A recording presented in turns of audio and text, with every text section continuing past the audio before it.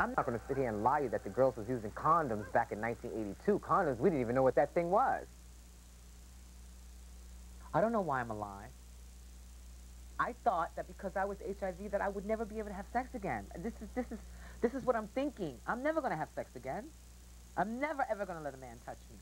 I couldn't think about being with somebody knowing that I have AIDS. But HIV is not having AIDS. HIV is not really harmful to anybody unless I make it harmful. We don't know everyone's status, and everyone's not going to tell us their true status. So protect yourself. You know, treat everyone with universal precautions.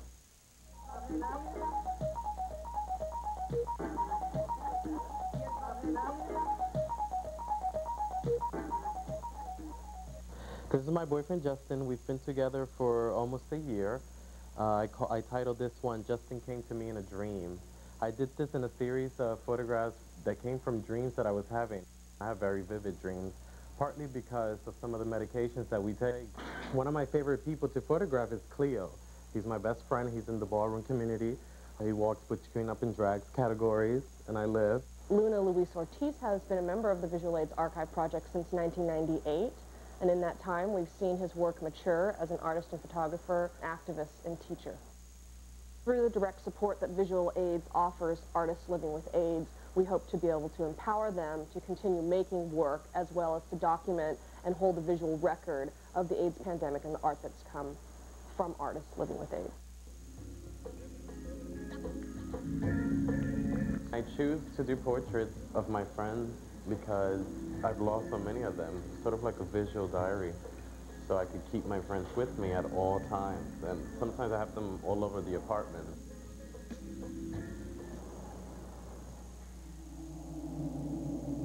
As an adolescent, I was not supposed to think about sex, yet I did think about it, and I engaged in it. Unfortunately, I was not informed about what was safe and what was not.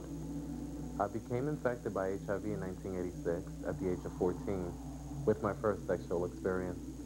HIV made me think about how I wanted to be remembered.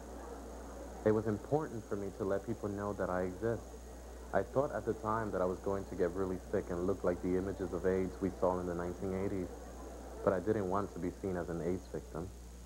Around the time that I met Justin, I was having difficulty finding a relationship. A lot of people refused to date me because I was positive. Don't bring it down, don't bring it down. Justin came to me, and he was always very supportive about it. I remember I was afraid to tell him that I was positive. And I always wondered, why was I afraid when I was always a show-off about my virus? He basically held my hand through the whole thing.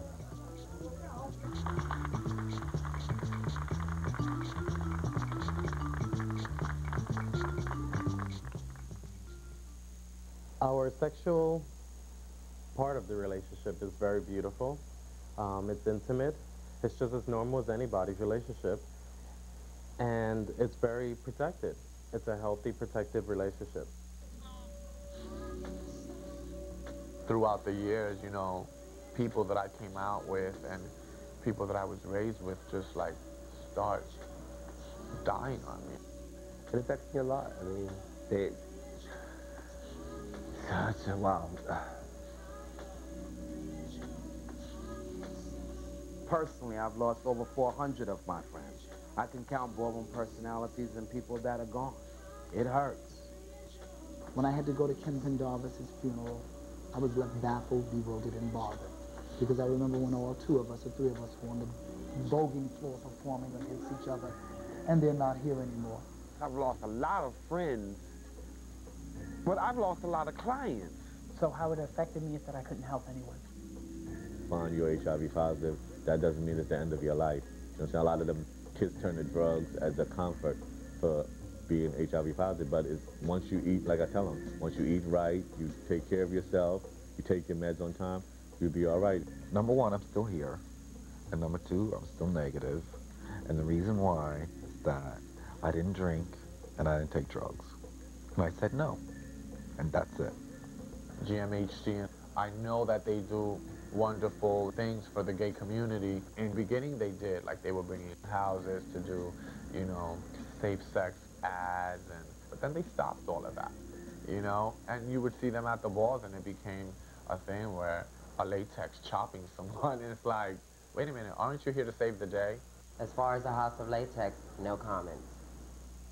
The people who organized it aren't purely bald people that would have kept this going. At one time, we had the cream of the legends there. We were all contained. We were all showing interest. We were all showing meetings, and then it just dropped.